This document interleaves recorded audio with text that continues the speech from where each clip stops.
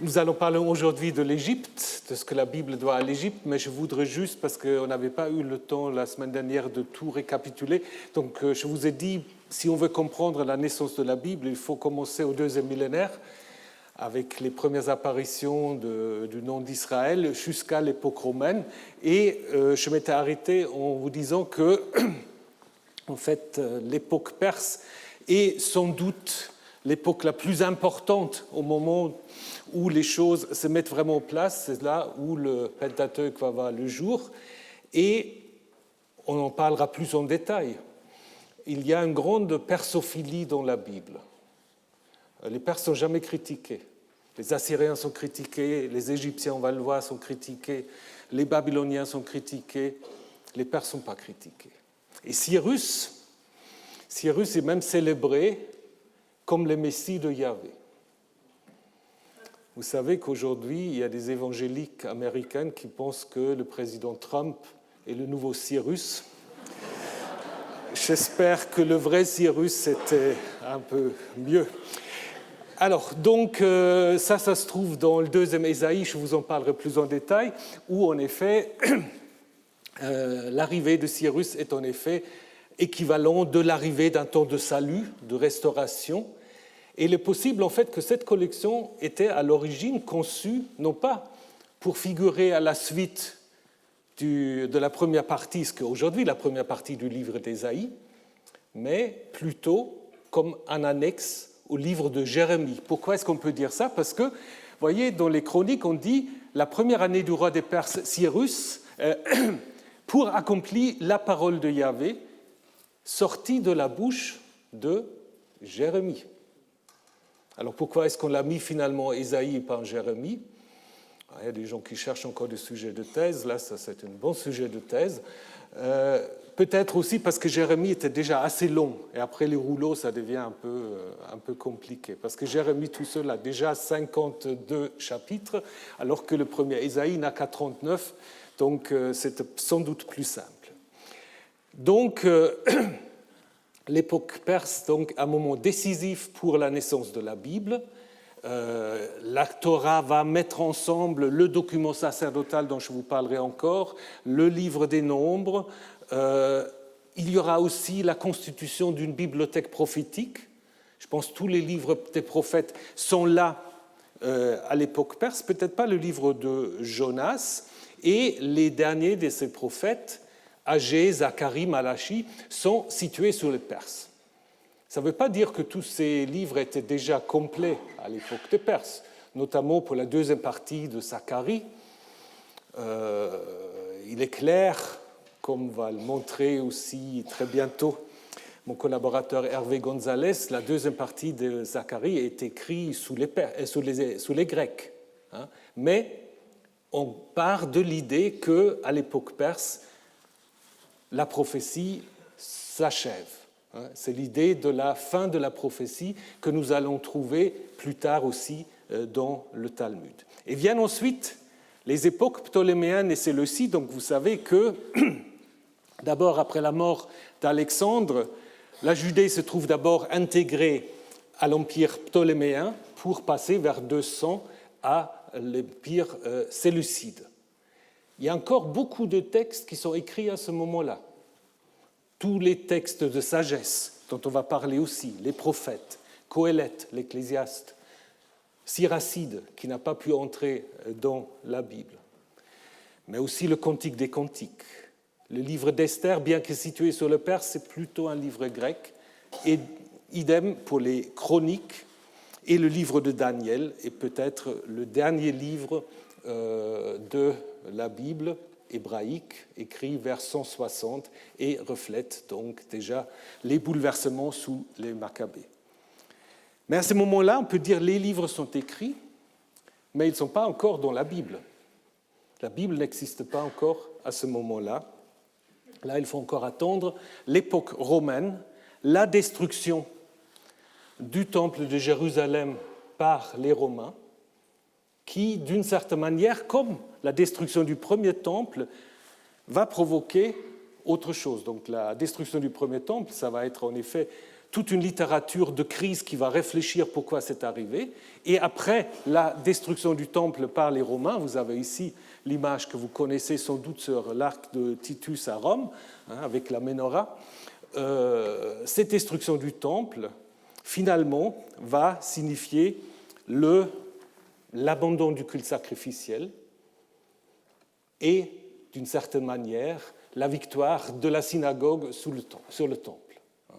Le judaïsme va devenir une religion de livres, de synagogue, et c'est surtout les pharisiens qui vont l'emporter. Donc le judaïsme va devenir en fait aussi une religion pharisienne.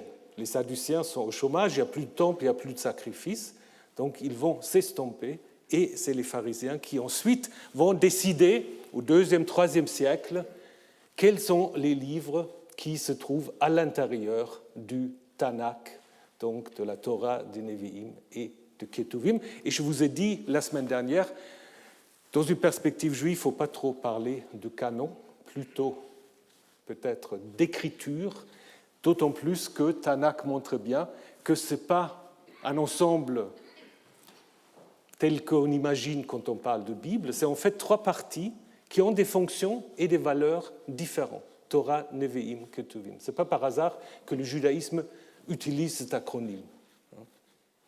Bien, donc c'est cet ensemble-là que nous allons explorer. Nous avons exploré l'année dernière surtout les époques anciennes et nous allons explorer dans la suite les époques perses et grecques. Mais ce que nous devons faire aussi, c'est de nous rappeler que sans les cultures autour, la Bible n'aura jamais vu le jour. C'est pour cela que nous avons aujourd'hui l'Égypte, ensuite le Levant, la Mésopotamie, et enfin les Perses et les Grecs. Donc sans ces cultures-là, il n'y aurait jamais eu de texte biblique. Donc aujourd'hui, nous allons nous interroger sur l'apport de l'Égypte à la Bible, ou des relations aussi entre le Levant et l'Égypte.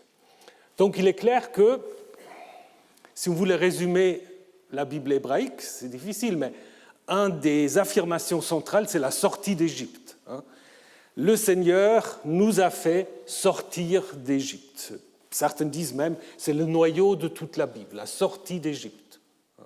Donc là, évidemment, l'Égypte est un pays dont il faut sortir, qui est un pays d'esclavage, de corvée, mais si vous regardez plus en détail, ce n'est pas la seule image que vous avez dans les textes bibliques.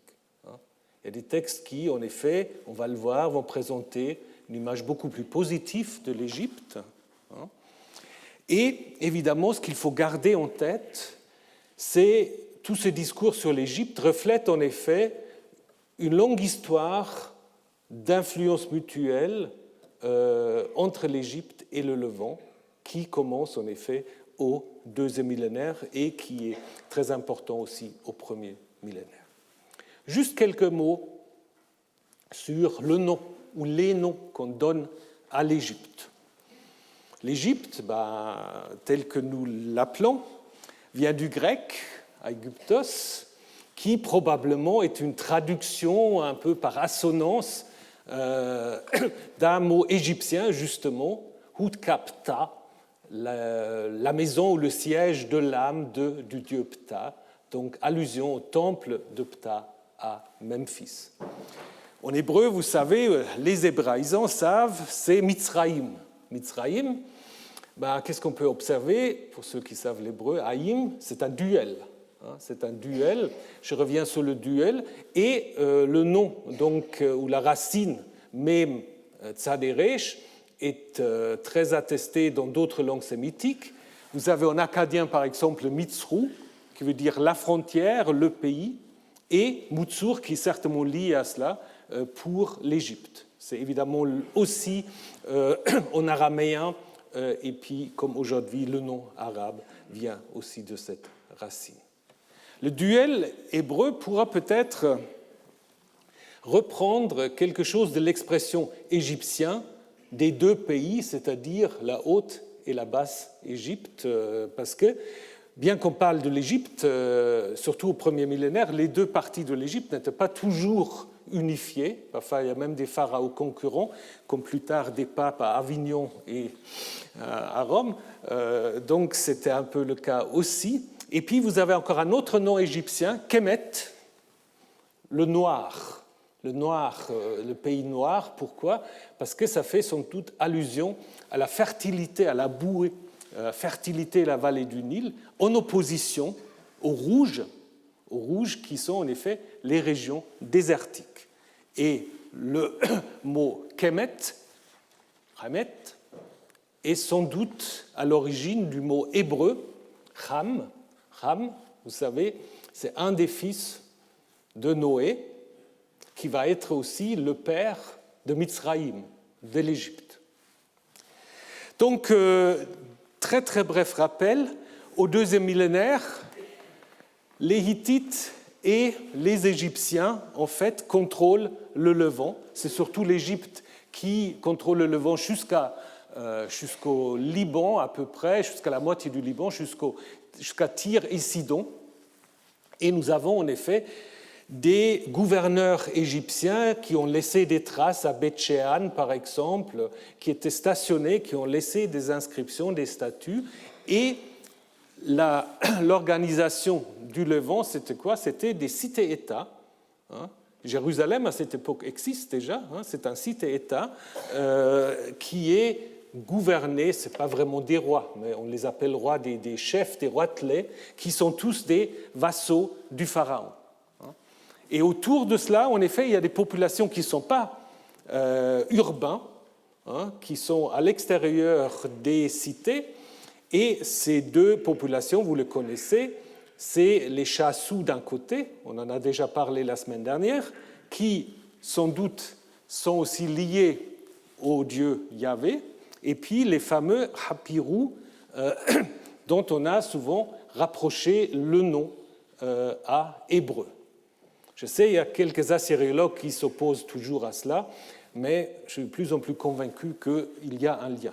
D'autant plus qu'on raconte sur ces Apirous, c'est très proche ce qu'on va en effet pouvoir reconstruire par rapport aux Hébreux. C'est en effet, ce n'est pas un terme ethnique, ce n'est pas du tout un terme ethnique, c'est un terme sociologique qui désigne en fait des populations en marge de la société, qui peuvent être des mercenaires, qui peuvent être enrôlés pour des travaux de corvée, et donc qui correspond un tout petit peu à certaines mémoires que nous avons dans la tradition de l'Exode. Nous sommes renseignés de cela, surtout grâce à la correspondance d'El Amarna, donc la capitale du fameux Akhenaton, qui entretenait en akkadien, donc vous voyez, on était déjà au moins bilingue, en akkadien, toute une correspondance avec les roitelets qui se plaignaient, entre autres, de ces Apirous qui les embêtaient. Nous avons vu également la semaine dernière que c'est au deuxième millénaire, grâce à l'Égypte, qu'on a pour la première fois une mention d'Israël, Israël comme une entité que Merneptah donc, se vante avoir vaincue, une entité qui se trouve dans les montagnes d'Éphraïm, où va naître au premier millénaire le petit royaume de Saül. Donc il y a vraiment là une continuité. Alors maintenant, si nous passons au premier millénaire, si on suit la Bible, on a une image différente si on suit les textes égyptiens. Bon, c'est déjà la même chose pour le deuxième millénaire, d'une certaine manière. Alors, si vous lisez la Bible, vous apprenez quoi? Que le grand roi Salomon était gendre du Pharaon. Vous savez ça?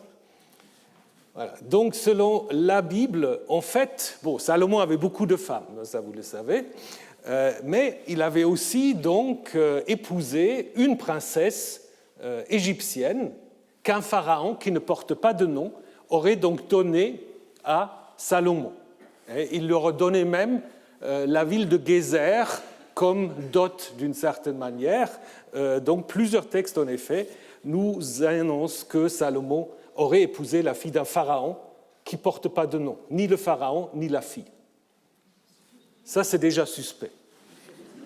C'est-à-dire, si vous n'avez pas de nom, c'est bon, voilà. Parce qu'après, il y a d'autres pharaons qui ont des noms.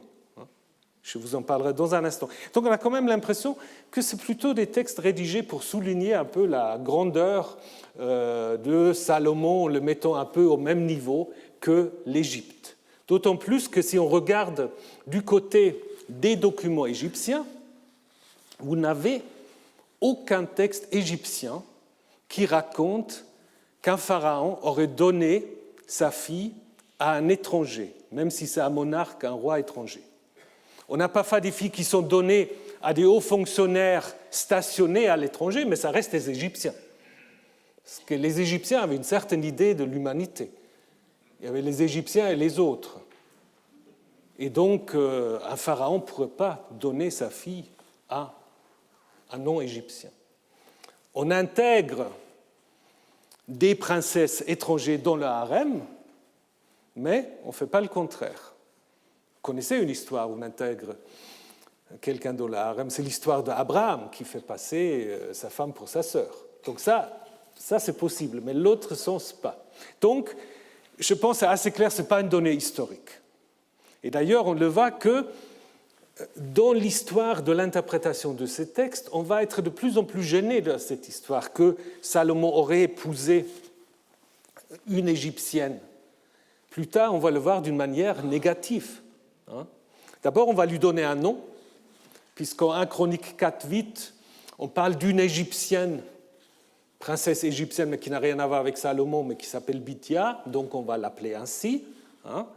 Et ensuite, on va dire, en effet, on va interpréter le fait que, selon 1 Roi 8:7, Salomon aura construit une sorte de maison pour cette femme, d'une manière négative, en disant, Salomon aurait dit, ma femme, ça c'est les chroniques qui disent ça, qui réécrivent en fait les livres des rois, et qui disent en fait, ma femme ne doit pas habiter dans la maison de David, car ils sont saints, les lieux où est entrée l'arche de Yahvé. Donc il ne faut pas que la fille du pharaon va en effet fréquenter le palais, le temple où se trouve l'arche. Et puis le Targum va encore plus loin. On dit c'est ce mariage-là qui est à l'origine de la destruction de Jérusalem et l'exil. Donc vous voyez comment on réinterprète après l'histoire, parce qu'au début c'était en fait pour souligner la grandeur de Salomon, et après, avec cette idée ségrégationniste, on va se dire, ah, ça c'était une des grandes erreurs en effet déjà de Salomon d'avoir épousé une princesse égyptienne. Donc là on est en dehors de l'histoire. Où on est dans l'histoire, c'est la campagne de Sheshonq. Sheshonq, voilà, là c'est un pharaon dont on donne le nom et qui est bien attesté, Sheshonq ou Shishak dans la Bible, qui en effet a mené une campagne bien attestée à Karnak, en images et en texte. Et là aussi, de nouveau, différences intéressantes. Dans ce rapport de campagne, Jérusalem n'est pas du tout mentionné. Les livres des rois disent, si, il est quand même venu à Jérusalem, mais s'il avait fait ça, ce que dit 1 Roi 14, ce que vous pouvez lire, Sheshonq l'aura mis dans sa liste. Donc je crois que Sheshonq se fiche un peu de Jérusalem. Ça veut dire qu'à ce moment-là, Jérusalem, ce n'était pas encore un endroit intéressant. Petite chefferie, il n'y avait pas grand-chose à chercher. Et donc, si vous regardez en fait la liste des lieux en bleu où le pharaon est passé, vous voyez, c'est Gaza chez les Philistins, juste un endroit dans le sud, Arad, et après, tous les autres lieux, surtout Penoué, Adama, Penoué-Soukot, Betchan, Rechov, on est dans le nord, ce qui va devenir le royaume du nord. Et puis le quartier général, c'est Megiddo. Et ça va être une grande constante. Megiddo, ça va rester vraiment une grande constante, parce que Megiddo va être aussi le quartier général d'un pharaon qui va intervenir. Bon, j'attends un peu. qui va intervenir 3 siècles après, sous le pharaon Néchao II. Néchao II qui va aussi faire campagne, et là, curieusement, on n'a pas de documents égyptiens, mais c'est un pharaon qui n'a pas laissé beaucoup de traces en Égypte. Par contre, on a des traces chez Hérodote. Donc Hérodote ne l'a certainement pas copié de la Bible, donc je pense qu'il y a une certaine vraisemblance que Néchao a profité de l'affaiblissement des Assyriens pour, en effet, essayer de nouveau contrôler le Levant. Et, de nouveau, son quartier général, c'est Megiddo. Et là, va mourir le roi le plus aimé de nos auteurs bibliques, le roi Josias. On dit simplement, de manière assez laconique, le pharaon Néchao monte à rejoindre le roi d'Assyrie vers le fleuve d'Euphrate. Le roi Josias marcha à sa rencontre, mais le pharaon, dès qu'il le vit, tua Josias à Megiddo. Bon, c'est tout. Il n'y a pas de commentaire, c'est assez bref. Alors, qu'est-ce qu'il est vraiment arrivé? Il y a beaucoup de questions qui restent ouvertes. Est-ce que Josias se sentait tellement fort qu'il pensait pouvoir faire la guerre au pharaon? Ou est-ce qu'il était déjà vassal du pharaon? Le pharaon l'avait en effet fait venir à Megiddo et trouvait qu'il n'était peut-être pas un vassal très fiable. Tout ça reste mystérieux. On a ensuite de nouveau une réécriture de cette histoire dans les chroniques. Vous savez, les chroniques réécrivent toute l'histoire toujours avec l'idée, s'il y a quelque chose de mauvais qui arrive, il doit y avoir une raison. Et là, la raison est assez intéressante. Je vous le laisse lire. Là, Josias vient et le roi égyptien lui dit « Mais ne te mêle pas de mes affaires. Dieu m'a envoyé ici et donc tu ne dois pas t'opposer à Dieu qui est avec moi de peur qu'il ne te détruise. » Verset 21. Et donc, ce qui est intéressant, Josias, en fait, n'écoute pas, et c'est pour cela qu'il est tué. Donc là, c'est un peu la faute de Josias. Il faut expliquer pourquoi Josias est tué. Et là, nous avons de nouveau, à la fin des chroniques, un des rares cas où un roi étranger parle au nom de Dieu. Cyrus le fait au chapitre 36, en disant c'est Yahvé qui lui a dit de renvoyer les exilés pour qu'ils reconstruisent le temple. Et Néchao va dire qu'il a été envoyé par Dieu et Josias ne veut pas l'écouter. Donc ça veut dire que les souverains étrangers peuvent avoir une parole divine et Josias ne veut pas l'écouter.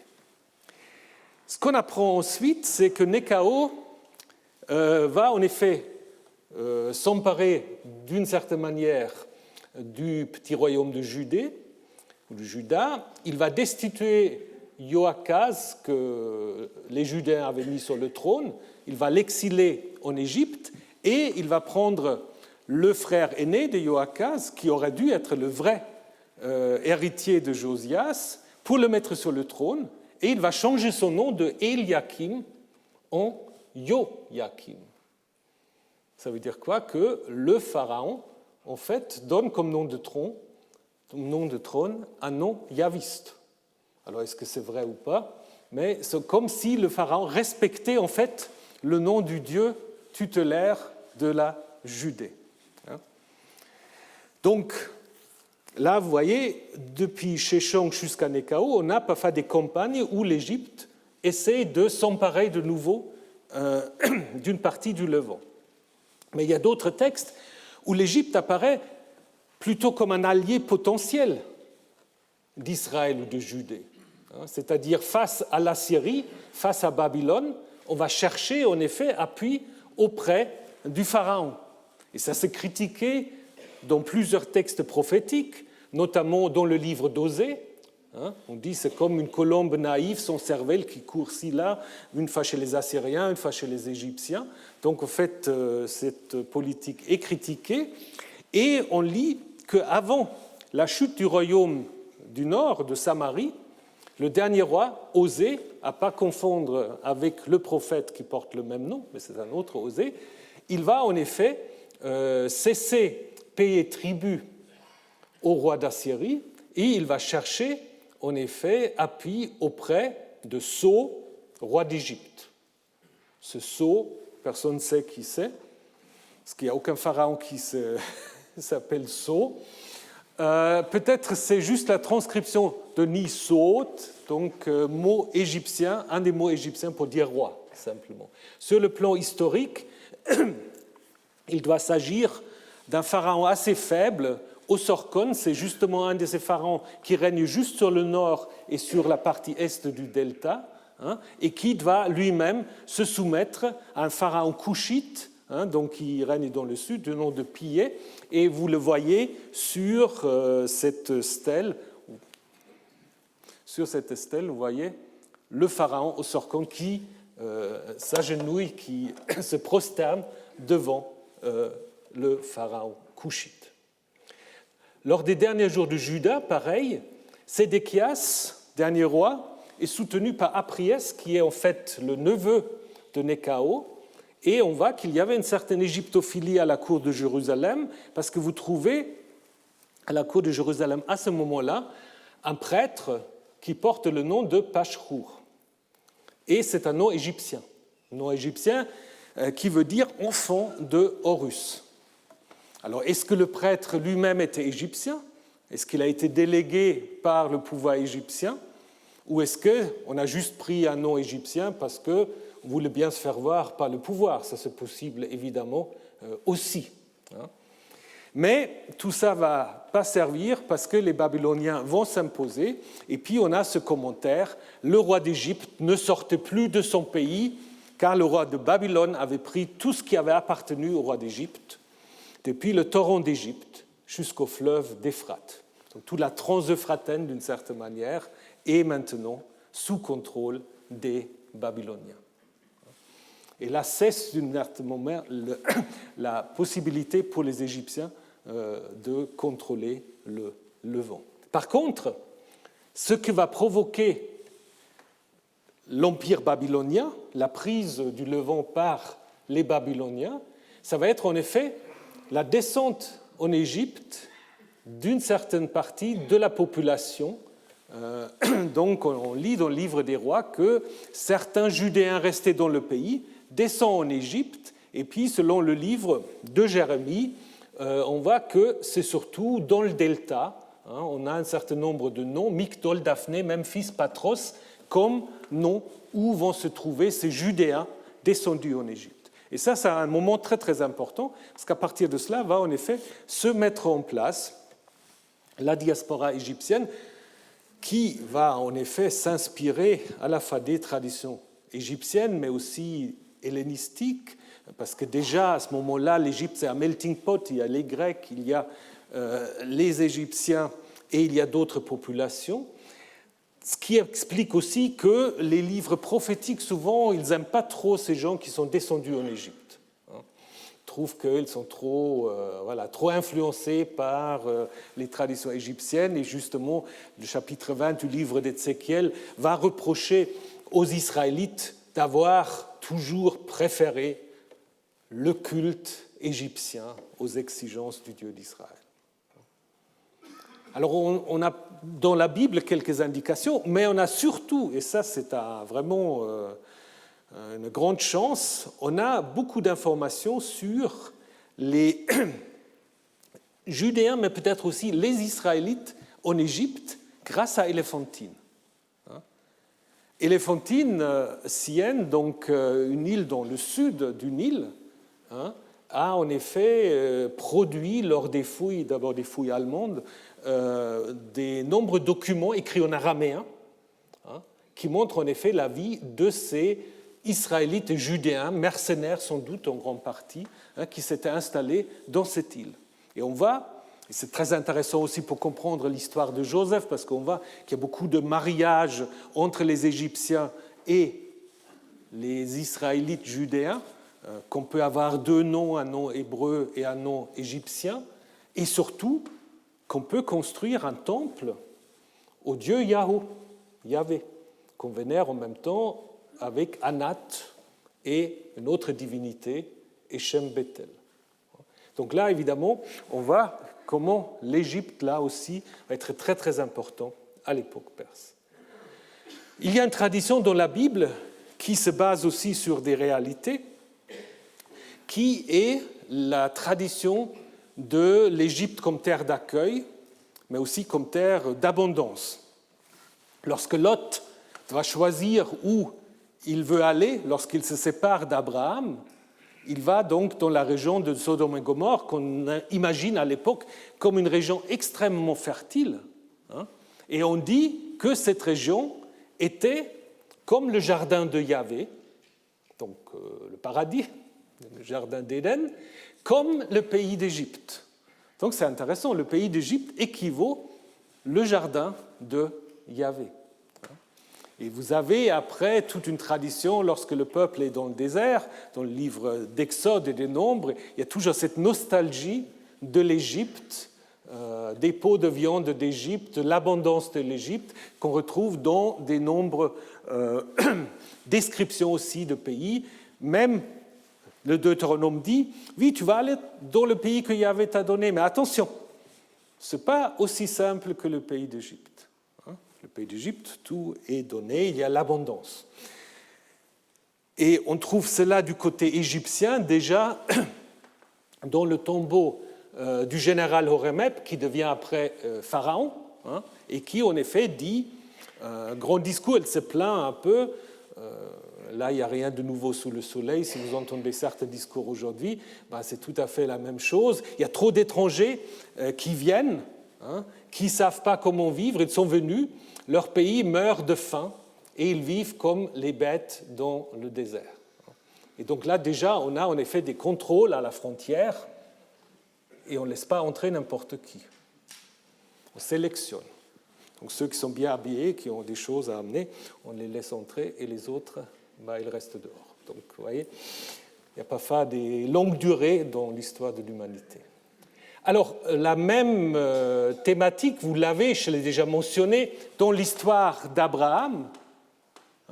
L'histoire d'Abraham, parce que c'est aussi à cause d'une famine, nous dit-on qu'Abraham descend avec sa femme, Sarai, en Égypte. Donc, ce n'est pas une histoire réelle, historique, mais ce qui est historique derrière, c'est cette idée qu'on descend en Égypte lorsqu'il y a des famines. Même sujet dans l'histoire de Joseph. Bon, après, là, curieusement, le pharaon apparaît de manière assez positive parce qu'il ne sait pas ce qu'il fait. Il prend la femme d'Abraham, mais il ne sait pas du tout qu'il a pris sa femme. Il pense que c'est sa sœur. Et quand Yahvé envoie des plaies, comme dans l'Exode, le pharaon se comporte tout à fait correctement, renvoie Abraham et lui laisse même ses richesses qu'il lui a données comme dot. L'Égypte, c'est aussi le pays on accueille des réfugiés politiques. Ça commence, selon la Bible, avec les adversaires de Salomon, un Édomite, Hadad, et Jéroboam, qui va devenir le futur roi d'Israël. Vous avez, ça je l'ai déjà mentionné, suite à la destruction de Samarie et de Jérusalem, vous avez des Israélites et des Judéens qui descendent en Égypte pour y trouver refuge.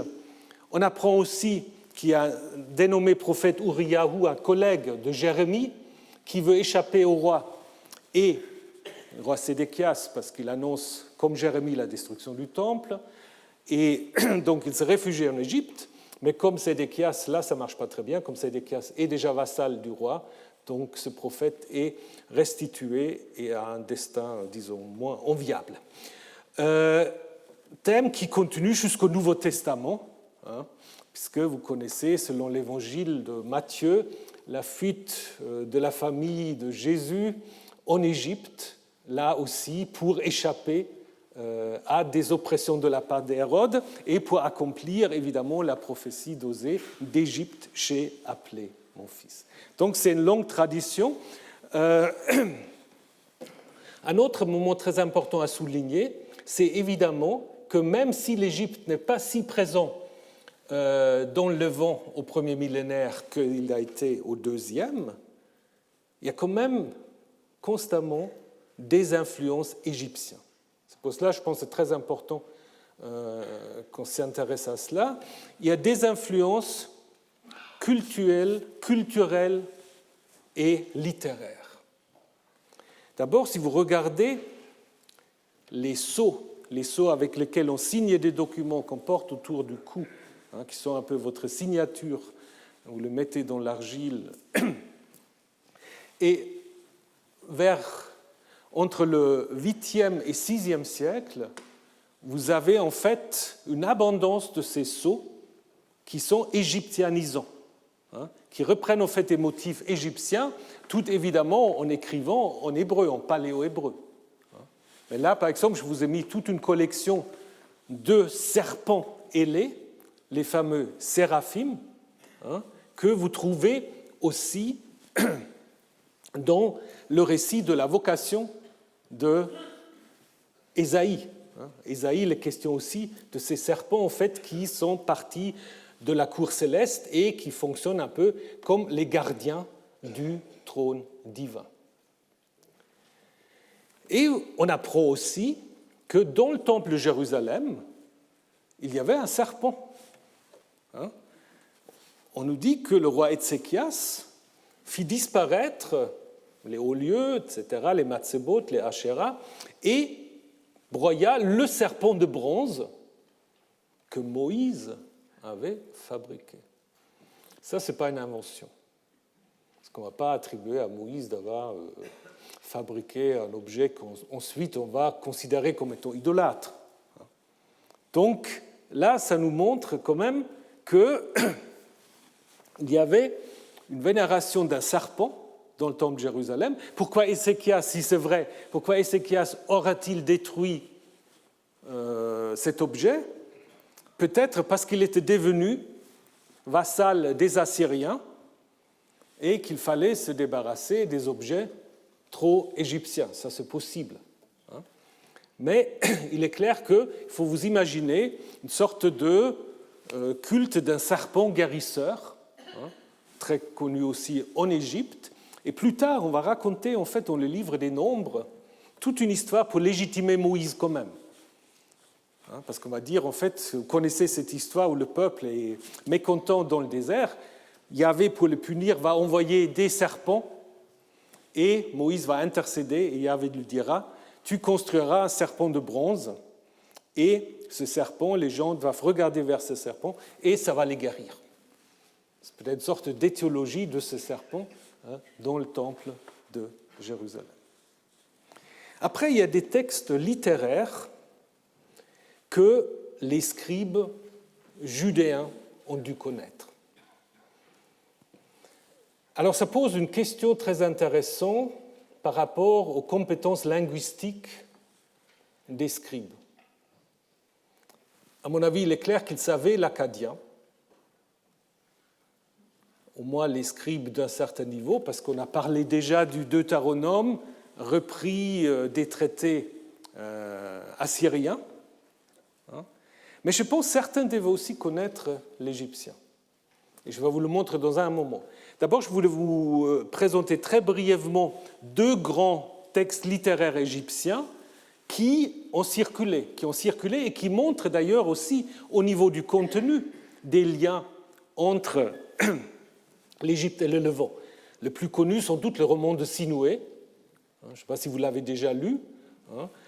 C'est en effet un haut fonctionnaire qui va quitter l'Égypte à cause des problèmes au niveau de la succession des rois. Ce n'est pas tout à fait clair. Il va partir d'Égypte et puis il dit lui-même, c'est un roman qui est écrit à la première personne, et il dit « Je ne sais pas ce qui m'a éloigné de ma place ». C'est comme un rêve, comme si un homme du delta se voyait déplacé à Éléphantine. Donc là, tout à l'heure, on a parlé d'Éléphantine. C'est comme si un homme du delta se voyait déplacé à Éléphantine.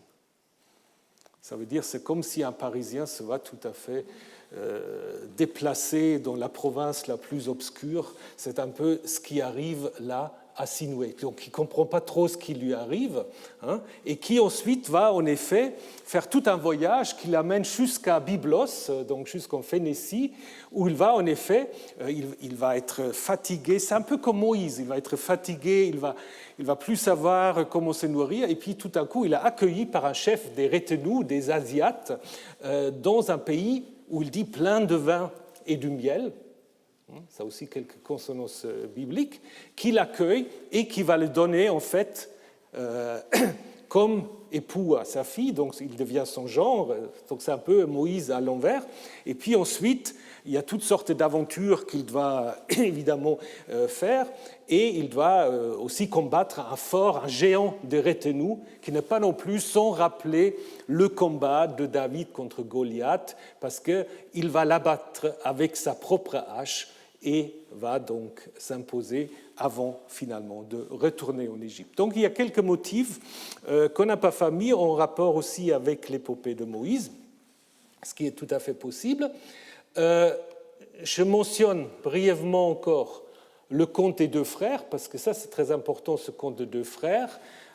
C'est une histoire assez curieuse, parce qu'on ne comprend pas vraiment tout ce qui se passe. Ce qui est intéressant, c'est la première partie, où il y a en effet deux frères qui portent des noms divins, Anpu ou Anubis et Bata, donc deux frères. Le plus jeune travaille pour le frère âgé, et puis la femme du frère âgé veut séduire le jeune, il résiste, et il est faussement accusé par la femme d'avoir voulu la violer. Donc c'est tout à fait ce qui se passe dans l'histoire de Joseph. Je vous montrerai ça en plus en détail. Après, il y a toute une histoire très bizarre où il va s'éloigner, il va mourir, il va ressusciter, il va d'abord se manifester sous la forme d'un taureau, et puis la femme va devenir enceinte de lui parce qu'entre-temps elle est devenue un arbre, et puis elle a mangé une écorce de cet arbre, mais peu importe. Après, c'est une sorte de légitimation du fait que Bata devient le nouveau pharaon. Tout ça, on peut laisser couper. Je crois même les Égyptiens n'avaient pas compris vraiment cette histoire. Mais la première partie, oui, la première partie, je pense, c'est en effet une sorte de conte populaire, mais qui est très très proche de ce que nous avons au chapitre 39 de la Genèse. Mais maintenant, ce qui est vraiment le plus proche, me semble-t-il, au niveau littérature, c'est des textes de sagesse égyptiens et judéens. Donc d'abord, vous savez que ce qu'on appelle la sagesse égyptienne, elle est, on peut la présenter autour du concept de Ma'at. Peut-être vous avez déjà entendu parler de Ma'at. Ma'at, c'est quoi? Difficile à traduire. Si vous suivez les cours de M. Grimal, il vous a peut-être dit plus de choses que moi je peux vous dire, mais c'est un peu l'idée d'un ordre du monde, de la société, où tout est à sa place et que le sage doit essayer de comprendre. Mais c'est toujours très difficile de comprendre, mais la Ma'at, elle est tout ce qui est correct, l'ordre, la justice, le droit, un peu comme en hébreu, shalom et tzedeka. On a souvent dit, ça c'est les deux termes en hébreu qui se rapprochent le plus de Ma'at. Et Ma'at, ce qui est intéressant, d'abord, Ma'at, elle est représentée par une plume. Pourquoi par une plume? C'est bizarre. Alors ça peut être en effet l'outil des scribes, et c'est les scribes en effet qui transmettent la sagesse, mais une plume c'est aussi souple, ça s'adapte, ça ne se casse pas quand il y a du vent, donc ça peut en effet s'adapter aux circonstances. Après, la plume devient en fait la coiffe d'une jeune fille qui est d'une certaine manière divinisée et qui représente en fait la Ma'at. Donc la Ma'at va se personnifier, va se diviniser d'une certaine manière, et on va avoir dans la Bible le même phénomène avec la sagesse. Ce que vous avez au chapitre 8 du livre des Proverbes, la sagesse qui va parler, qui va se présenter comme étant créée par Yahvé avant l'origine du monde. Elle est divine, elle était là pour amuser, pour jouer devant Yahvé, comme prémisse, et elle est d'une certaine manière médiatrice entre Dieu et les hommes. Alors, vous connaissez tous cette image de la chapelle Sixtine.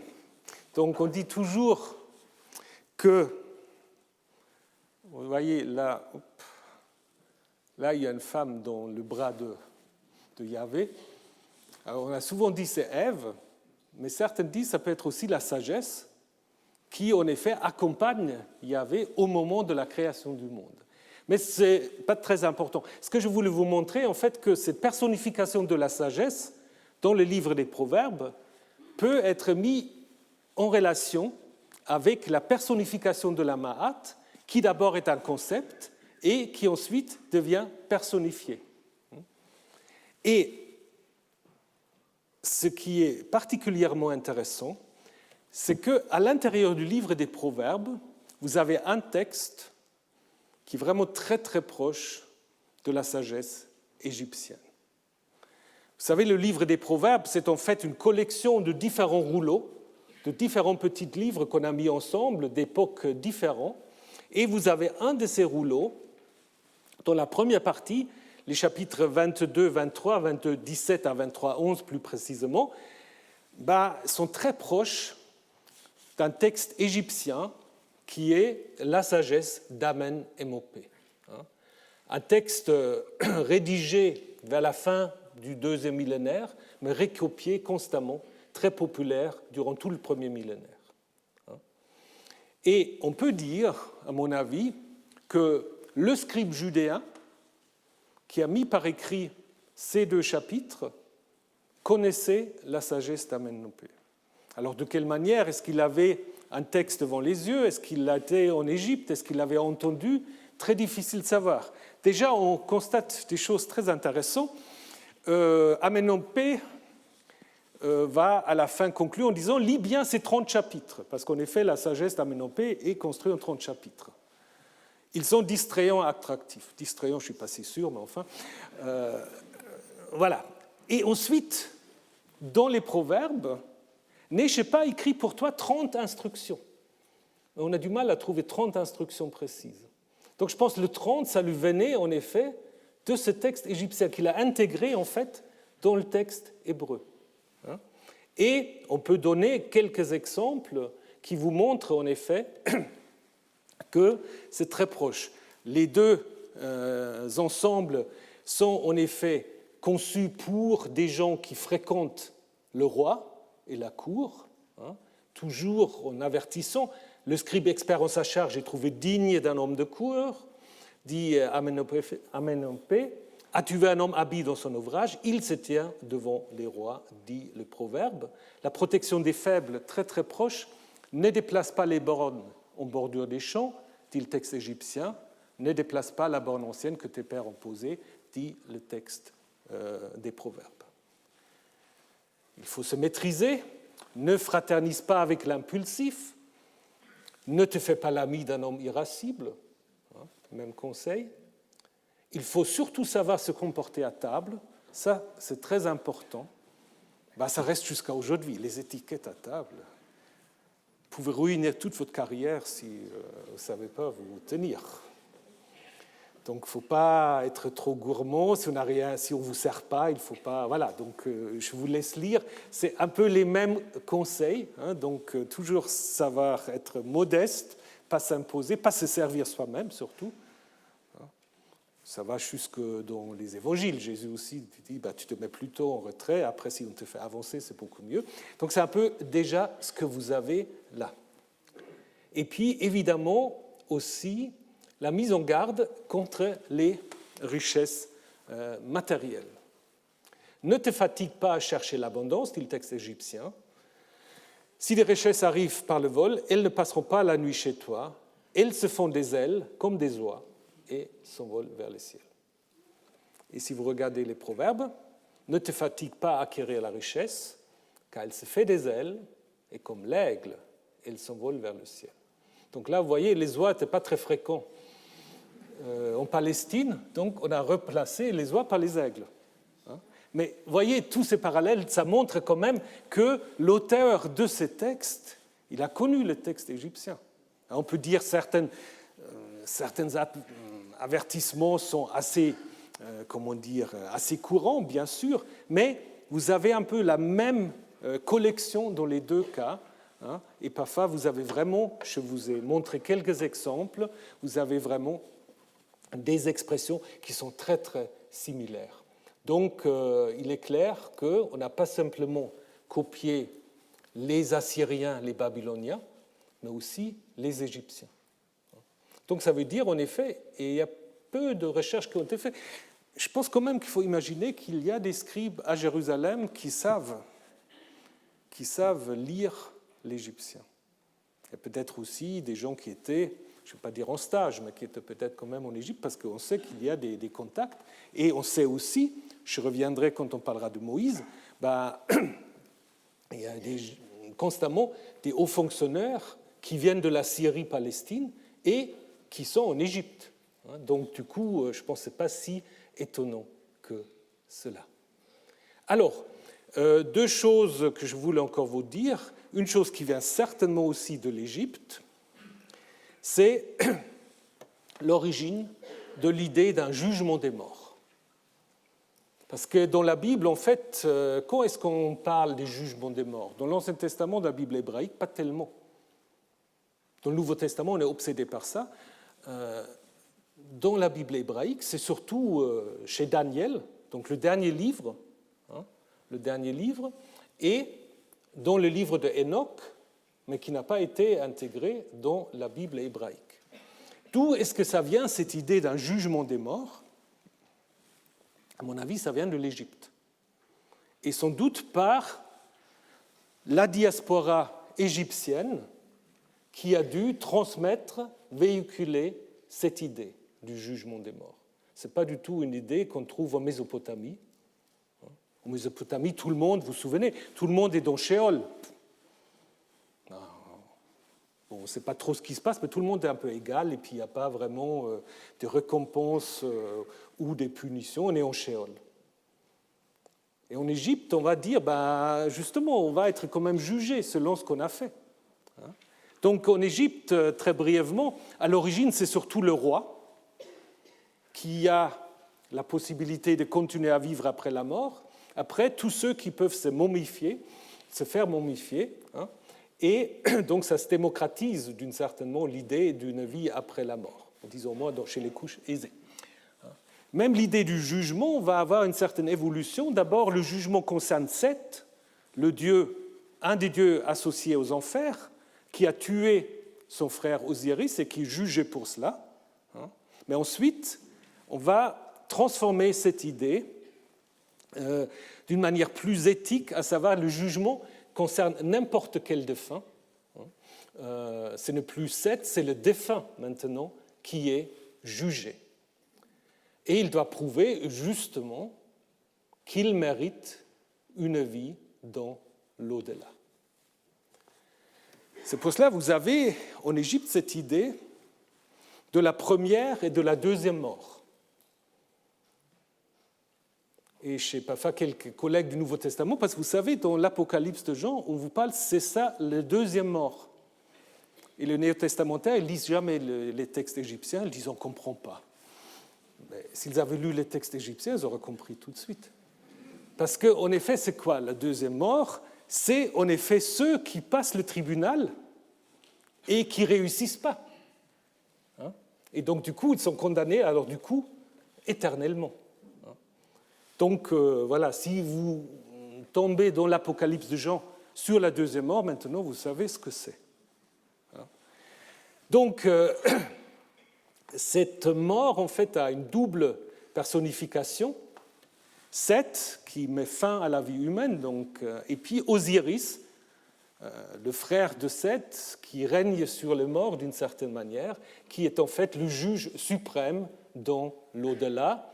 À ses côtés, en fait, Amout, la dévoreuse, une sorte de mix entre crocodile, lion et hippopotame. Et vous voyez comment les choses se passent dans ce papyrus de Runefer. Donc vous voyez tout en haut,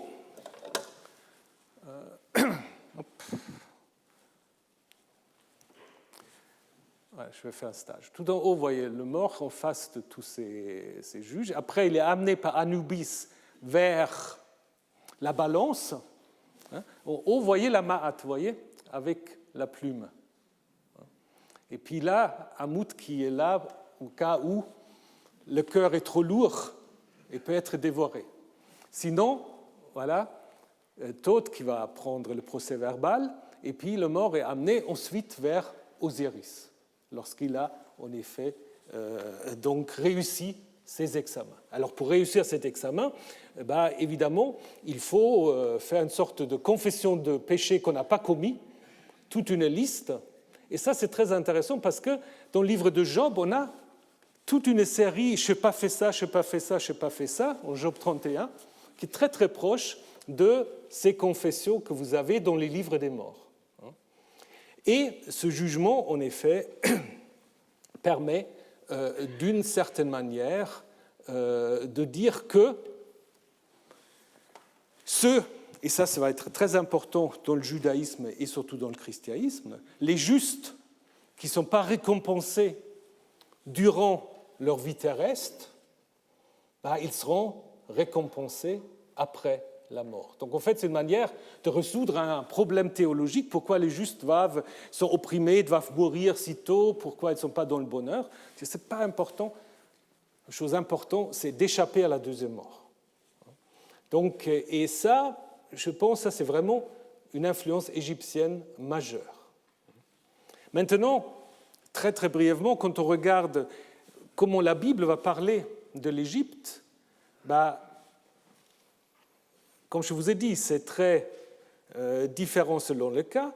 Dans la table des nations, d'abord, qui est au chapitre 10 de la Genèse, on va en effet avoir cette idée que les nations se répartissent selon les trois fils de Noé, Sem, Ham et Japhet, qui vont en effet remplir la terre connue à l'époque, disons jusqu'à Gibraltar, maybe jusqu'à l'Inde, grosso modo, mais surtout la Mésopotamie et la péninsule arabique.